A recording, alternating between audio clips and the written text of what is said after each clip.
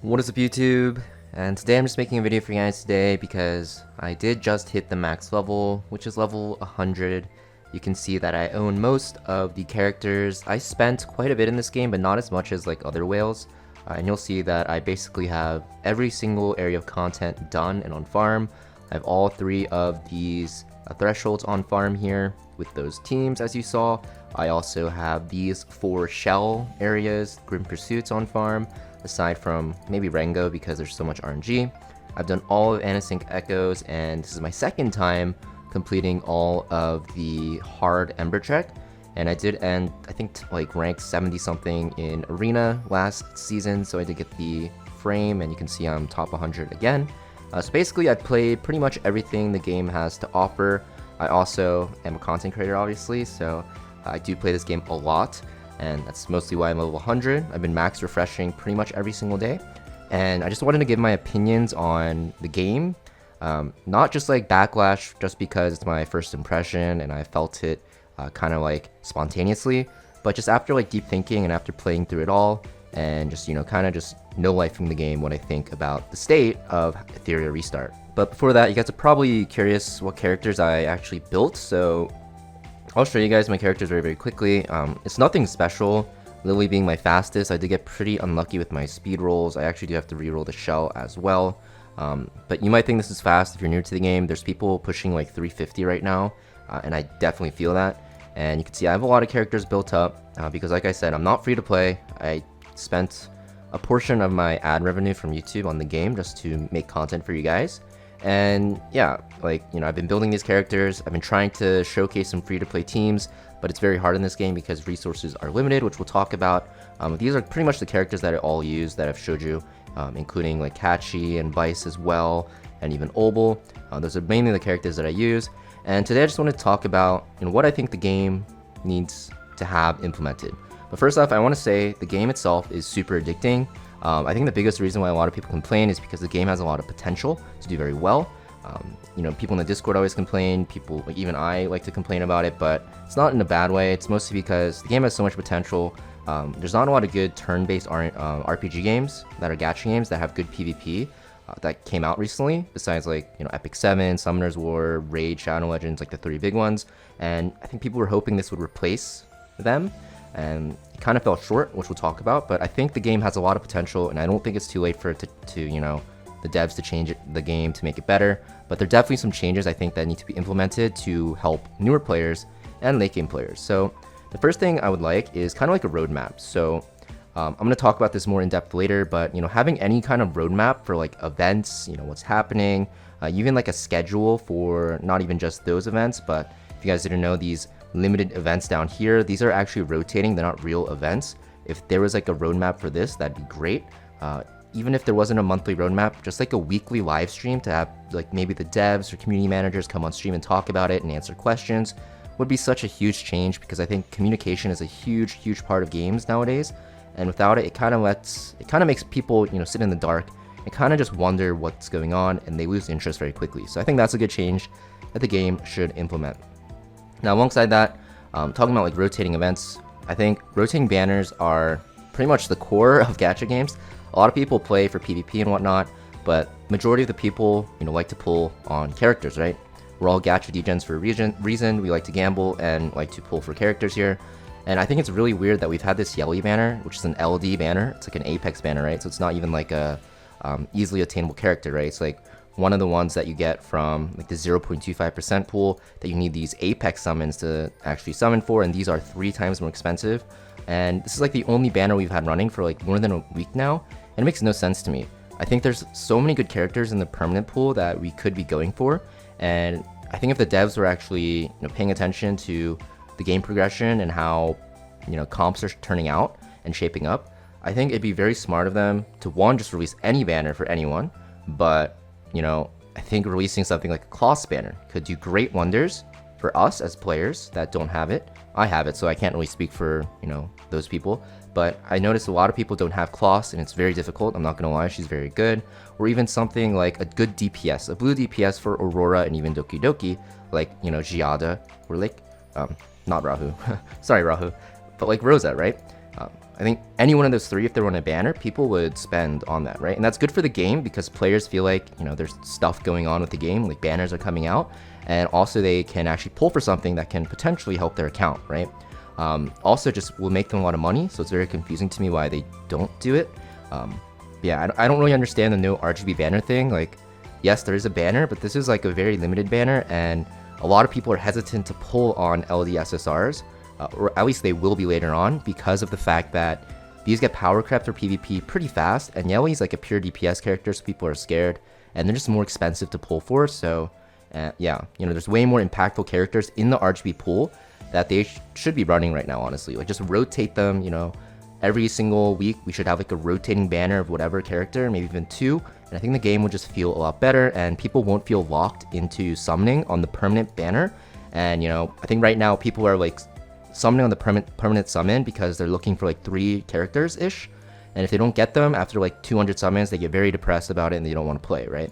It's just way better to have rotating RGB banners because you're guaranteed to get what you pull for, and you don't have to play as much RNG, and also like you give people something to pull for. Also, you know, a big thing that I think everyone can agree on is the currency. So you can see I'm on 6 wins for Doki Doki Inferno. I get 10k coins per win. It's gonna be like the 10k shell currency as well, data, whatever, trading data. And if I look at a piece, let's look at like a plus, I don't know, do I have like a plus 12 piece anywhere? No, I have a plus 7 piece. So you're gonna see the cost to upgrade this is 40k, and it scales indefinitely. So it goes to 40 to 45. So right there, I clicked it twice to roll from 7 to 9, and that's 9 runs of threshold. Now obviously you're farming coins from a lot of other areas, such as like your daily quests and other areas like Ember Trek, but you know, just the currency in general, especially not even you know, threshold coins, but shell currency is so bad, because shell currency, it drops 10k each, and to roll 1 substat it takes 30k of these training datas, and there's way more RNG on this, to be honest, because you're just permanently constantly rolling them, right? Coins you can kind of stockpile up, training data you're always going through, so they definitely need to increase currency. I don't know by how much, but it just feels like really terrible.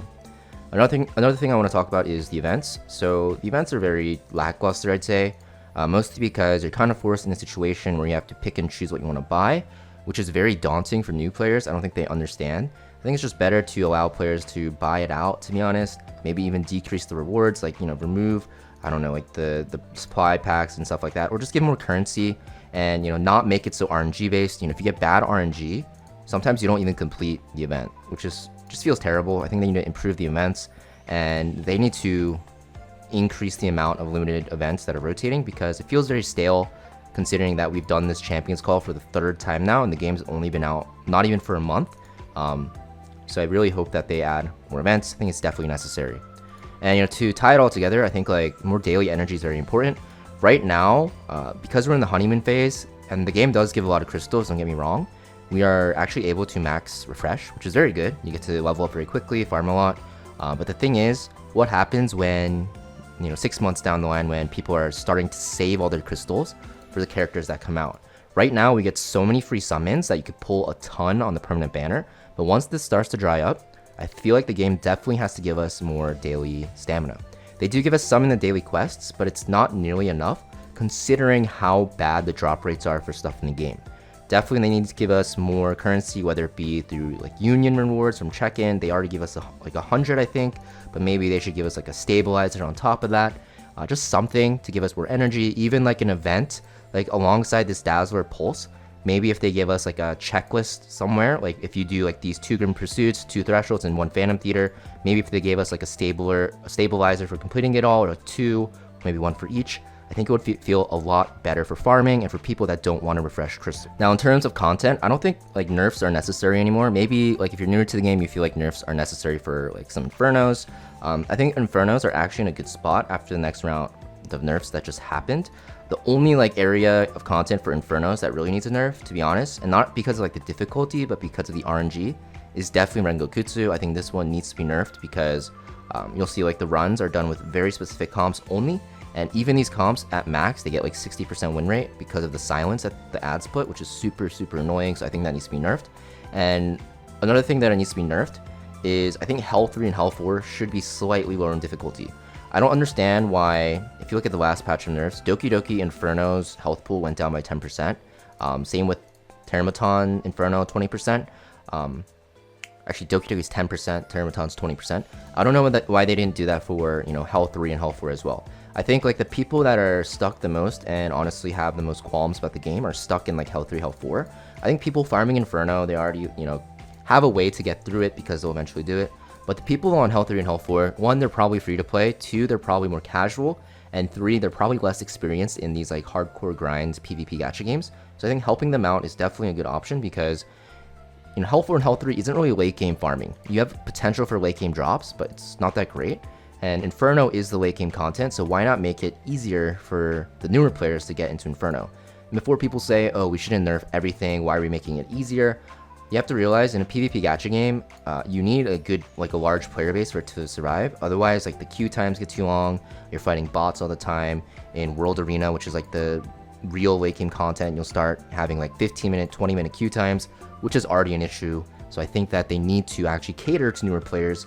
And it doesn't really affect late game players at all. Maybe they're scared people will catch up to them, but you know, even if they catch up to you, it makes it more fun in PvP, 1, because it's more strategizing, and 2, you're not competing with whales anyways, so it doesn't really matter, right?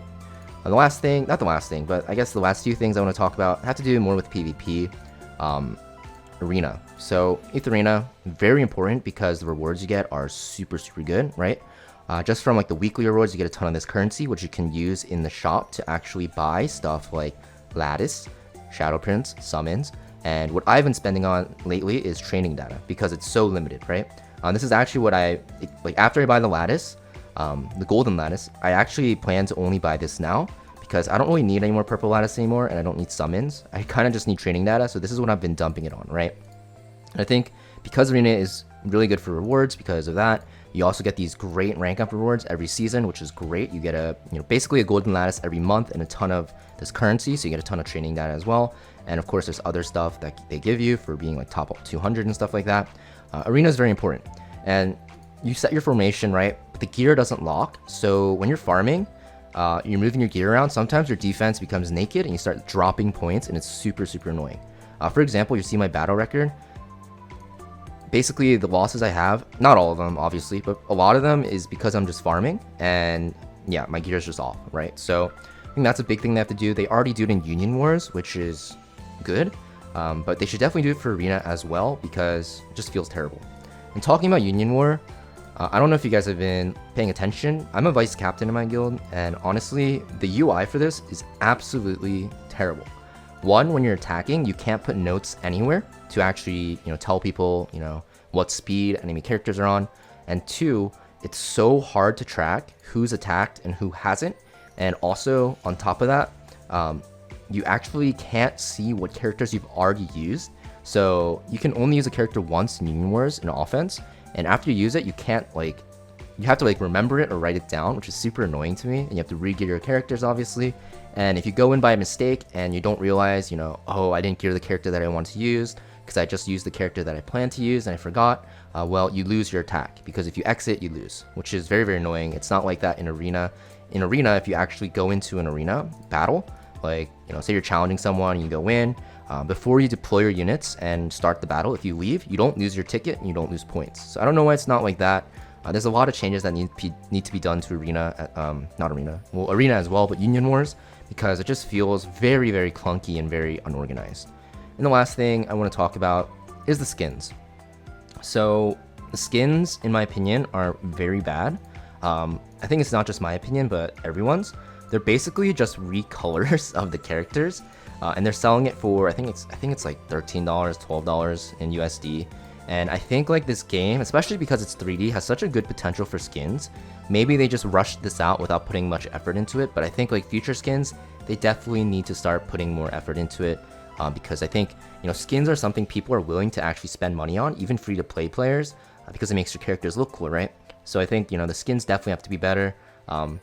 It's super funny because the skins they sell for money, right, like real money, actually look worse than like the character skins you get on your hyperlinker that they sell for crystals, right? These have way more flavor to them, even though it's still pretty basic compared to just recolors. So I think that's something they have to, you know, fix as well, and it'll make the game a lot better for casuals that want to spend, right?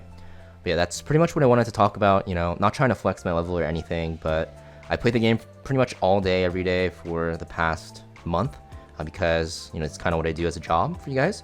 And I definitely want to see these changes implemented because I think the game has so much potential. But, you know, after a month, I think it's a good time to start reflecting on things and hoping the devs, you know, do something quickly because, you know, I think a lot of people are feeling a bit bored now. But yeah, I'm just curious what you guys think about it. Let me know in the comments down below, and I'll see you guys next video.